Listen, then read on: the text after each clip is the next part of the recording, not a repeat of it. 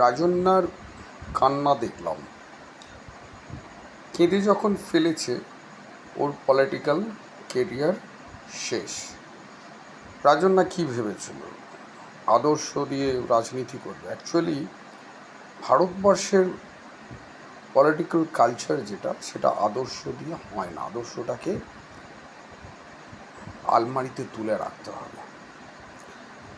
Viewers দরকার, man powers দরকার, because it is the power politics.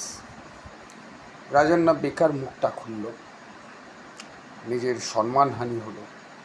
আজকে মিডিয়া তার কাছে যাচ্ছে, কাল মিডিয়াও যাবে না। তিলোত্তমা কেসে যেটা হলো, তিলোত্তমার তো পশ্চিমবঙ্গের মানুষ নেমে পড়েছিল রাস্তায়, we want justice, we want justice. কী জাস্টিস হলো? কিছুই হলো না, হবেও না। আর কসবা কাণ্ড তো তার তুলনায় ছোটো ঘটনা। মেয়েটা তো মারা যায়নি, মারা গেছে কি? মারা যায়নি। 7-8 বছরের জেল হবে ছেলেটা। এটা কি বাংলার প্রত্যেক মানুষই জানে। আমরা সকালবেলায় যখন চায়ের দোকানে চা খেতে বসে, আমরা এগুলো নিয়ে আর আলোচনা করি না।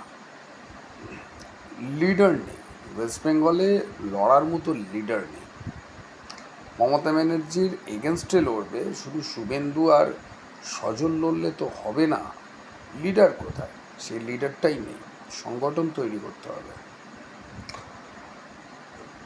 রাজন্যার যাদবপুরের ছাত্রী, ও তো যাদবপুরে যতদিন, তার চেয়ে বেশি যাদবপুর আমরা দেখেছি। যাদবপুরে ইউনিয়ন কী করে করতে হয়।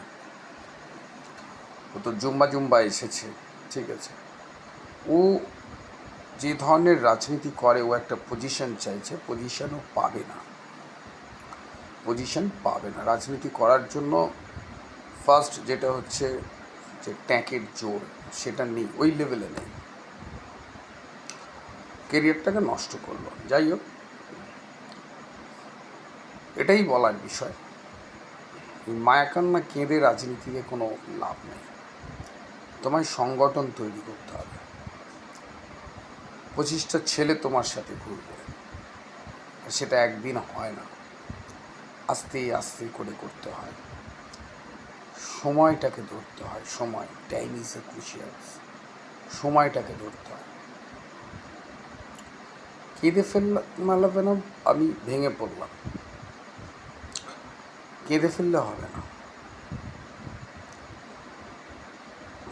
আমি যে দলে আছি, আর সেই দলেরই তুমি বিরুদ্ধাচরণ করছো। রাজনীতি হবে না বন্ধু।